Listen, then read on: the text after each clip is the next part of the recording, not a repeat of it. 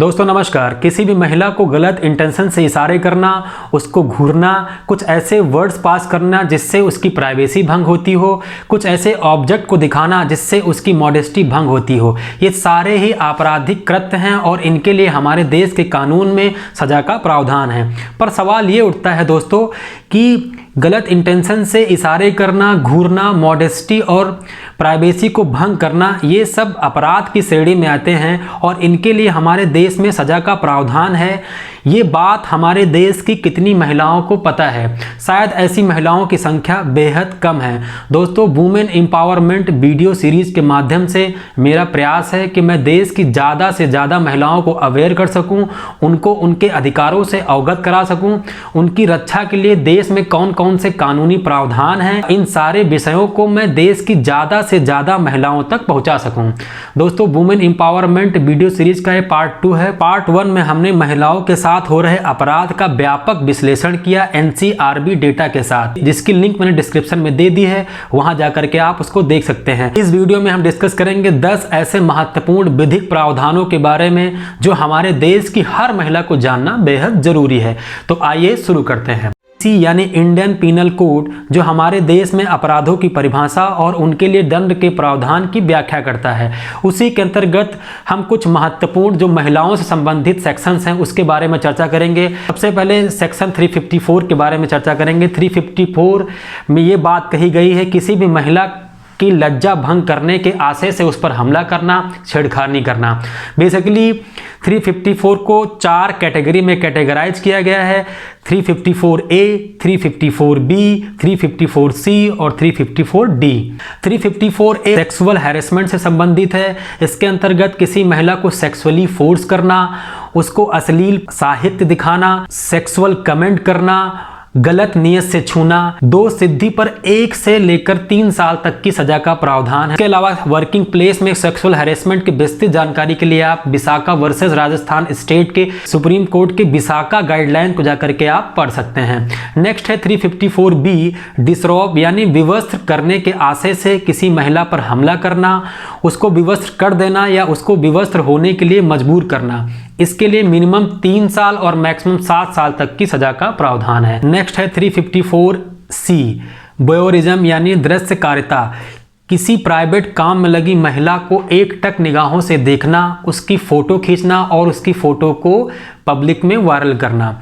Basically इसको हम दूसरे तरीके से भी समझ सकते हैं। अगर मान लीजिए कोई महिला अपनी फोटो खींचने की परमिशन देती है लेकिन उसको पब्लिक में या किसी थर्ड पर्सन को दिखाने की परमिशन नहीं देती है, उसके बावजूद भी उसको पब्लिक करना, थर्ड पर्सन को दिखाना, उस पिक को वायरल करना, ये सब अपराध की श्रेणी में आते हैं। इसके लिए 1 से लेकर 3 साल तक की सजा का प्रावधान है। नेक्स्ट बात करते हैं सेक्शन 354D के बारे में। स्टॉकिंग यानी पीछा करना, महिला के अनिच्छा प्रकट करने के बावजूद भी उसका बार बार पीछा करना, उसके social media account, email, internet की मॉनिटरिंग करना, ये सब भी अपराध की श्रेणी में आते हैं। प्रथम दोष सिद्धि पर 3 साल की सजा, नेक्स्ट 5 साल तक की सजा का प्रावधान है। नेक्स्ट है सेक्शन 509, बेसिकली किसी महिला को गंदे इशारे करना, कुछ ऐसे वर्ड्स पास करना जिससे उसकी प्राइवेसी भंग होती हो, कुछ ऐसे ऑब्जेक्ट को दिखाना जिससे उसकी मॉडेस्टी भंग हो। इन सब कृत्यों के लिए दोष सिद्धि पर 1 साल तक की सजा का प्रावधान है। दोस्तों, आपने देखा कि किस तरीके से किसी लड़की को घूरना, गंदे इशारे करना, कुछ ऐसे ऑब्जेक्ट दिखाना जिससे उसकी मॉडेस्टी भंग होती हो, पीछा करना, सोशल मीडिया अकाउंट को मॉनिटर करना, ये सारे कृत्य भी आपराधिक श्रेणी में आते हैं और इनके लिए हमारे देश में सजा का प्रावधान है। ये सारी बातें हमारे देश की हर महिला को जानना बेहद जरूरी है ताकि वो अपने आप को इन सारे कृत्यों से बचा सकें। नेक्स्ट बात करते हैं 498A के बारे में, cruelty bye husband and relatives. Basically ये डोमेस्टिक वायलेंस यानी घरेलू हिंसा के बारे में बताता है। दोस्तों, बहुत सारी ऐसी महिलाएं हैं जो घरेलू हिंसा का लगातार शिकार होती रहती हैं और वो शिकायत तक नहीं दर्ज करती हैं। दोस्तों, मेंटली या फिजिकली किसी भी तरीके से अगर महिला को हैरेस किया जाता है उसके लिए 498A के तहत 3 साल तक की सजा का प्रावधान है। नेक्स्ट बात करते हैं डाउरी प्रोहिबिशन एक्ट 1961 के बारे में।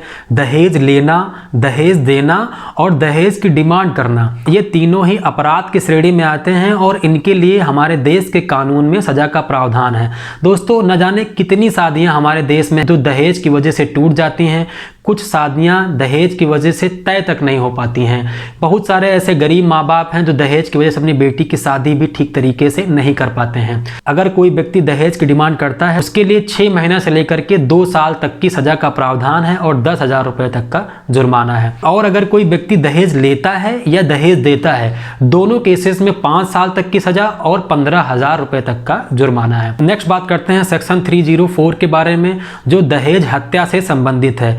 अगर किसी महिला की शादी होने के 7 साल के अंदर दहेज को लेकर के अगर उसकी हत्या कर दी जाती है, तो इस सेक्शन के अंतर्गत मिनिमम 7 साल और मैक्सिमम आजीवन कारावास की सजा का प्रावधान है। नेक्स्ट बात करते हैं सेक्शन 326A के बारे में, जो एसिड अटैक से संबंधित है। अगर कोई व्यक्ति किसी महिला पर एसिड से अटैक करता है तो मिनिमम 10 साल और मैक्सिमम आजीवन कारावास तक की सजा का प्रावधान है। दोस्तों एक बात सोचिए कि जिस महिला के ऊपर एसिड से अटैक किया जाता है उसकी लाइफ तो बर्बाद हो ही जाती है, लेकिन जो अटैक करता है वो भी पूरा जीवन जेल में सड़ता है। उसके बावजूद भी इस तरह के कृत्य हमारे देश में होते रहते हैं। नेक्स्ट है सेक्शन 376 जो रेप से संबंधित है। अगर 12 साल से कम एज की बच्ची के साथ रेप या गैंग रेप की घटना होती है तो इस केस में मृत्यु दंड का प्रावधान है। 12 से 16 साल की बच्ची के साथ अगर इस तरह की कोई घटना होती है तो आजीवन कारावास का प्रावधान है, और उससे ज्यादा एज के साथ इस तरह की घटना होती है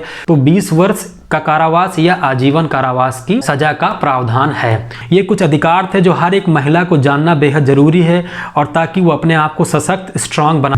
दोस्तों अगर वीडियो काम का लगा हो तो इसको लाइक करें। अगर हमारी मेहनत आपको पसंद आई हो तो इस चैनल को सब्सक्राइब जरूर कर लें, और इसको अपने फ्रेंड्स और रिलेटिव्स के साथ ज़्यादा से ज़्यादा शेयर करें, ताकि हमारे देश की माताएं, बहनें और बेटियां अपने आप को जागरूक कर सकें और खुद को सशक्त बना सकें। धन्यवाद।